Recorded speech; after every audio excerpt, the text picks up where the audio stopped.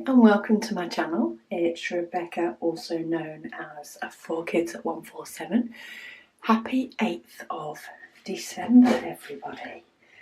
And I must say, it's starting to get chilly here in the UK. That is for definite. Okay, so let's start with the usual. I'm going to start with black, and we have got quite a few different symbols on this one, so I may just go in order again. I sort of vary up which way I do it. If there's only a few colours, sometimes it's easier to work in the order they appear, but sometimes on this smaller one, when there's quite a few, rather than trying to decide, I just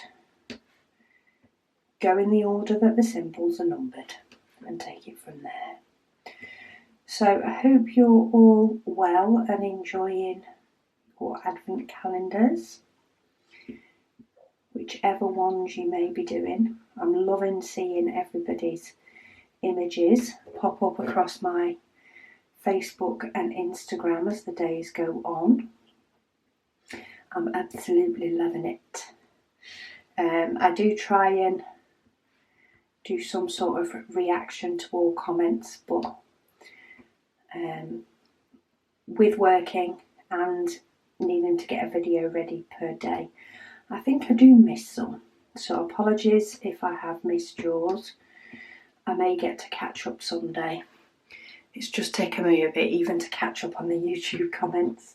But yeah, I do love seeing them all appear in the newsfeed, and you can start to see some of the images a bit clearer as the day goes on, as the days go on.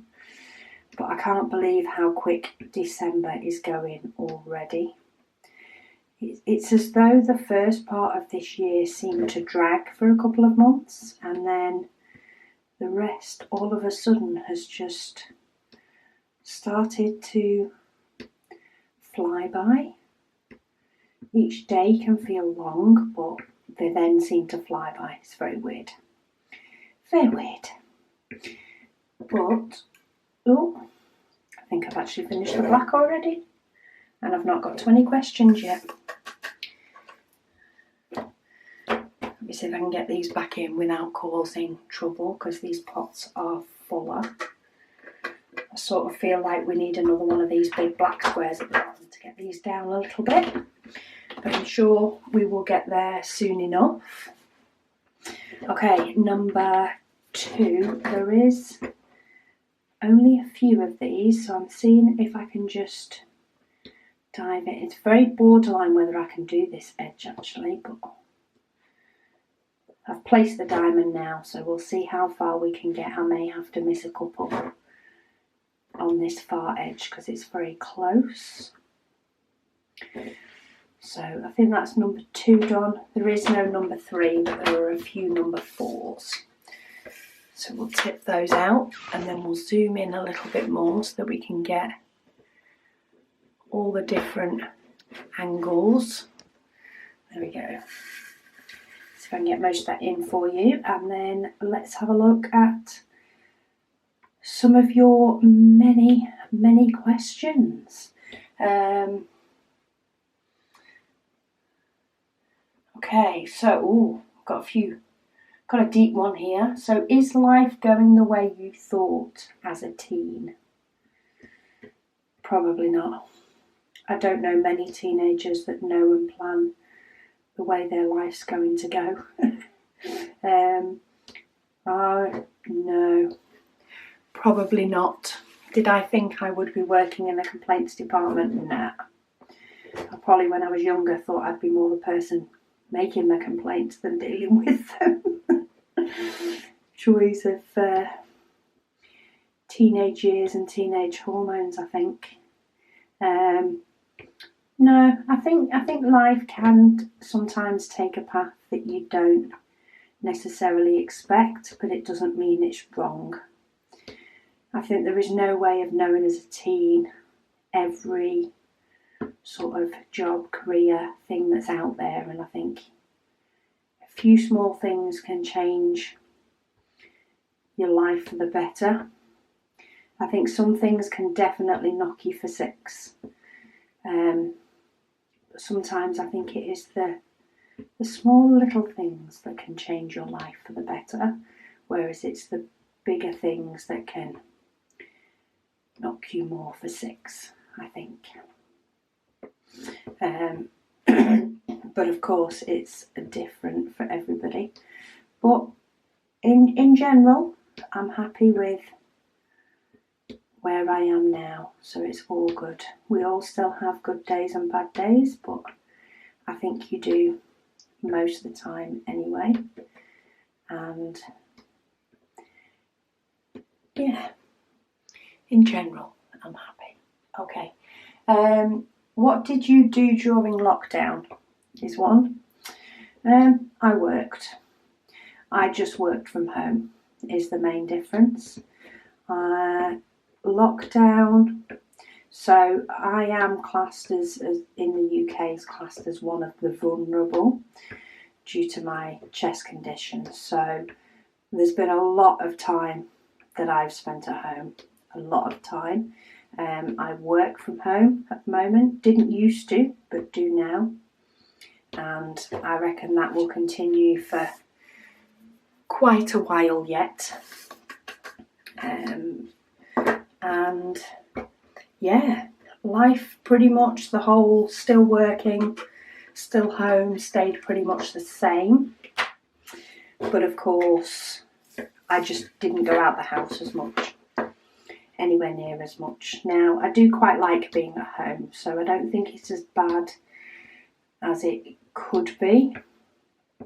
For some people that maybe go out a lot and socialise, I can imagine that it's hit them a little bit harder, maybe, if they've had to stay in more. I, of course, have got my family at home, and all the kids are now living at home, so I have that benefit of I've not been stopped from seeing any of the children or anything, which has made things easier. Though I will say, I'm pretty much over it at the moment. I don't know what the new normal will be, but I am looking forward to the point when we get to the new normal. I think Christmas always feels weird every year for me. It's like I know it's coming, but it's still, I don't know. It's not got the same excitement as it does when you're a child, does it? And now my children are more grown up. I've not got as much of that excitement that you get when you're around young kids at Christmas. The excitement sort of rubs off on everybody.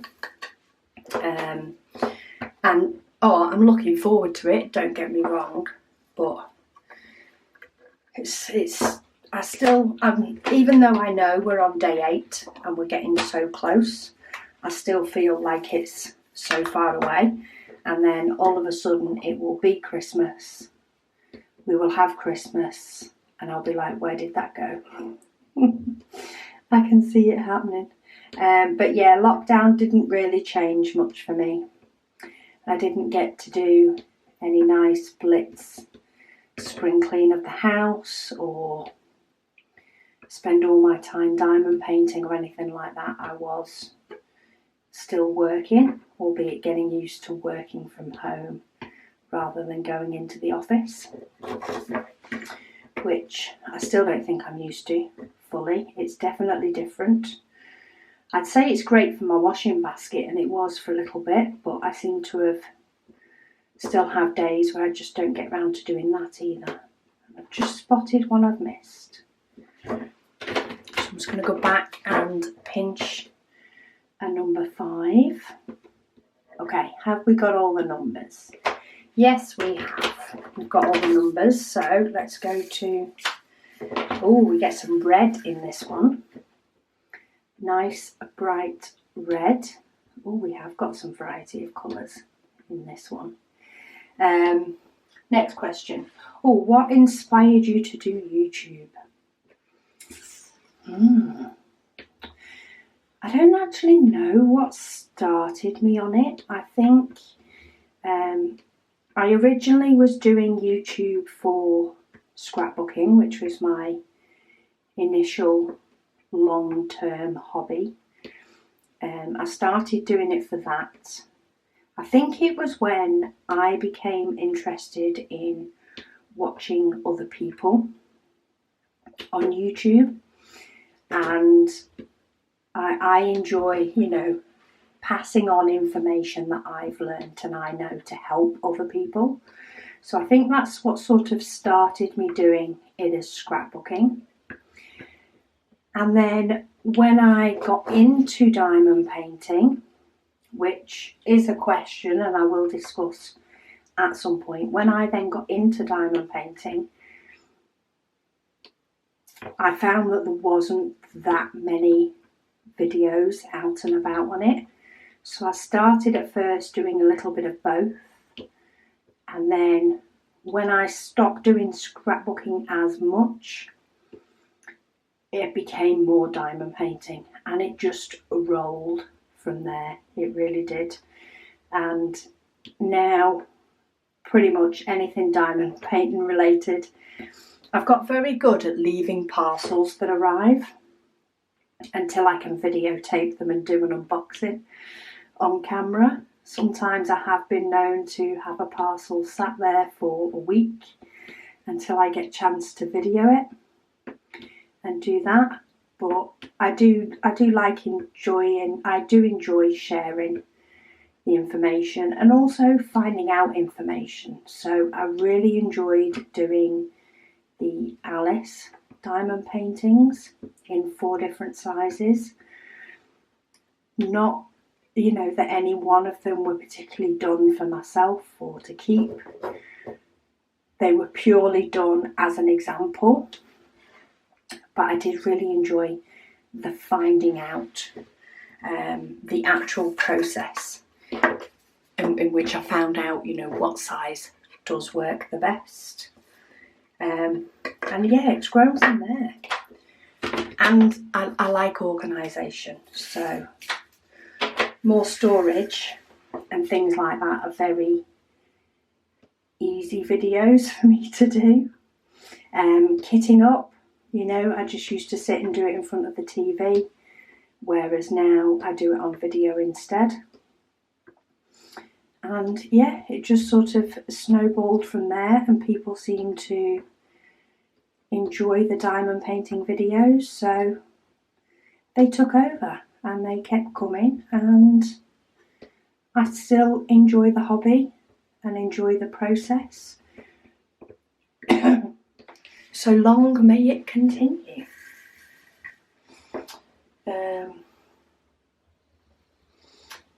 What do you do on Christmas Eve and what different this year? So I think I did talk a lot about our traditions Christmas Eve in yesterday's video, or yesterday's video, I think it was, maybe the day before.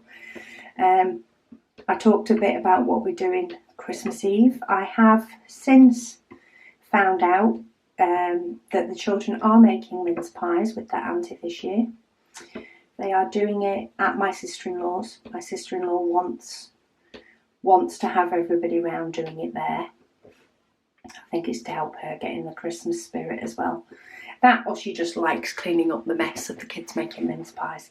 But I'm thinking it's more the company than the mess.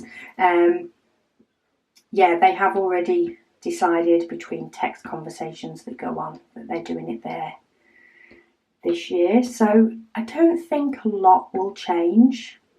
Family members won't be going to the pub, but there are probably enough family members between our bubble of 3 households that there'll be enough to have our own mini Christmas Eve evening party. So I don't think it'll change too much, really.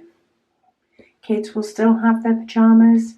Kids will still have the family phone call with Australia because they seem to have combated COVID a lot better They seem to be one of the shining examples. There's a few countries that have done really well, and they seem to be one of them that have taken those drastic measures early and got things under control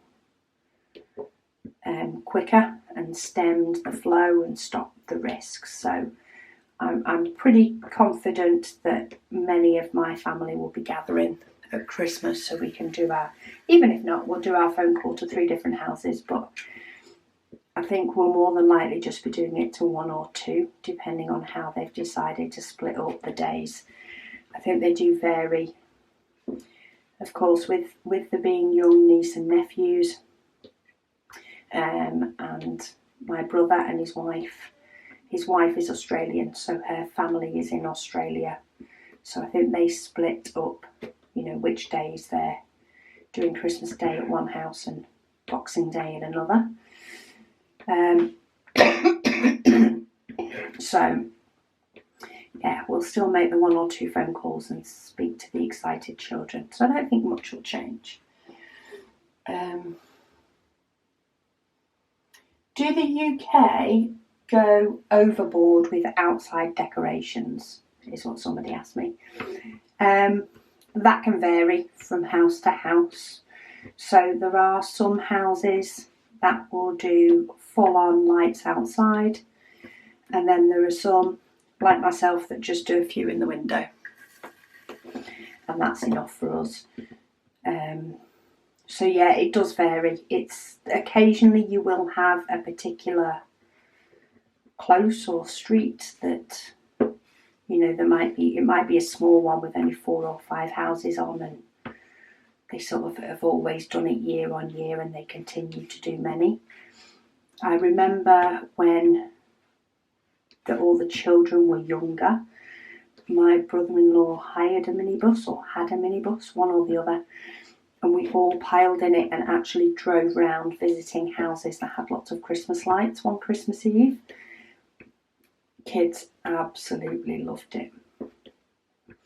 But there's a few round my way, but not enough to make a full trip out of it, but definitely a couple that you'll catch on your way to the shop if you decide to walk one evening. But I don't think it's necessarily a UK thing to do a lot of outside decorations. I think that just is down to each particular family, really, what their traditions are, what their preferences are, and how all out for Christmas they want to go. While it's nice, practicality wise, I think it just wouldn't happen at this house, though you never know. You never know. If and when grandkids come on the cards, it might change. It's always the same. Okay, somebody has asked, what room is a conservatory? So I understand that this is probably, you know, a room or something that I've discussed. It's probably a room that may have a different name in another country, so it could potentially be called a sunroom.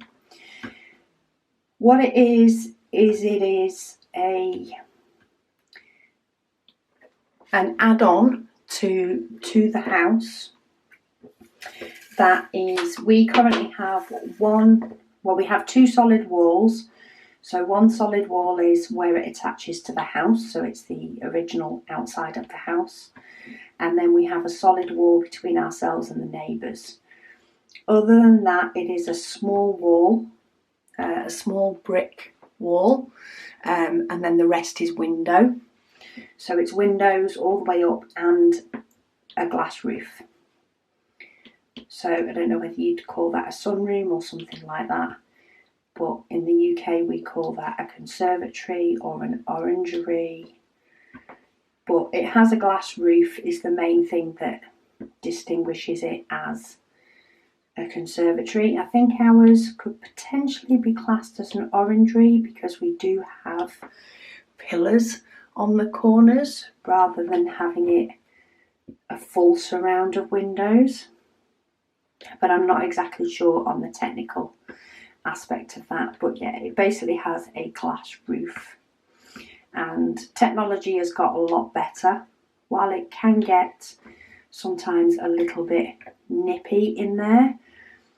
That is more because we haven't got any radiators and that built in there, because we do need built-in regulations for that. So we have a little electric heater which does very well at keeping the room a nice temperature, but we tend to turn that off at night. So in the morning it can be a little bit nippy, but I actually quite like that when I first wake up.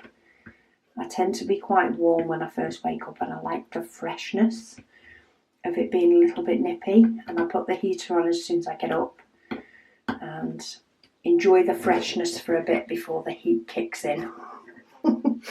So it works for me. Next question, what are you doing Christmas Eve day and Boxing Day? I did discuss that in a recent video, but a lot of people have asked, what is Boxing Day? And I did think it was a UK thing, and I actually had to look up exactly where the term Boxing Day came from, because I wasn't quite sure out of a couple of different things I thought it was, so I clarified anyway. So the Boxing Day is the 26th of December, so the day after Christmas Day. And the term has originated from around the era of Queen Victoria, around that sort of era, and there's a couple of terms that have sort of made it become Boxing Day. One of them is, it would be when the rich would give the poor a boxed up gift. So it's normally when servants would be given a gift from their employers, and the gift would tend to be given in a box. Ooh. Sorry, I just couldn't remember what colour I was going for then. Yeah, they would tend to give their servants a gift in a box, and Boxing Day, or the 26th of December, would tend to be the day that the servants had off. So they would have to work Christmas Day because they had to look after whatever family they were employed by. I'm just going to lift this next sheet up a little bit because this row is very close, so I'm just going to lift it up just to make sure that they've stuck down. So it would be the day that the servants got off and they got given a gift from their employer, quite often in a box. Also, it also derives from churches would collect money in a collection box on Christmas Day, and that would be given out to the poor the day after Christmas. So it also has a link to that. So that's where the term Boxing Day comes from. But Boxing Day is the 26th of December. It is a bank holiday. So if Boxing Day falls on a Saturday, like it does this year, then Monday becomes a holiday. So it works out quite well for me with work because I'm working over New Year. I get Boxing Day off, and I happen to have Christmas Eve off, so I actually get and then with of course the weekend, I get a nice little 5 days straight to enjoy some of the Christmas festivities, should we say. So yeah, that's what Boxing Day actually is when I refer. You can tell we've had more colours in this one. I've hit my timer as well. So when I refer to Boxing Day, it's the day after Christmas. I don't know if any other countries call it any other different day, or whether because of course it's not Christmas Eve, you just call it post-Christmas. It's a big day for sales in the UK, sales, sports, anything like that. But as I say, that tends to be our family day. Our version of Boxing Day is opening all the boxes from the presents and setting up things that are a little bit more complicated. Maybe building Lego, though no child has got Lego this year. So I'm sure we'll find something else to do. They're all a bit older. We'll probably just play some games and stuff and enjoy it that way. So yeah, hopefully that clears up my constant talk of Boxing Day.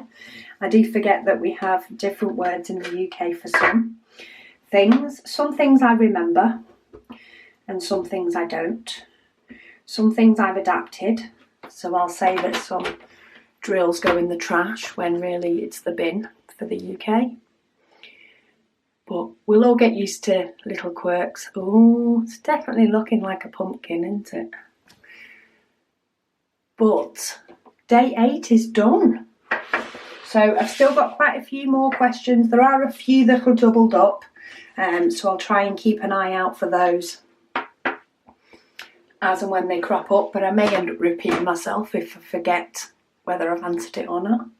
Where do we move to tomorrow? Day 9. Oh, we get another connecting one, but down here for tomorrow. So that should be interesting. And then it looks like we've got a lot of black the day after that, but very excited to see how that turns out. So yeah, I hope you all have a wonderful, or have had a wonderful 8th of December, depending on where you are in the world. And I will speak to you all again tomorrow.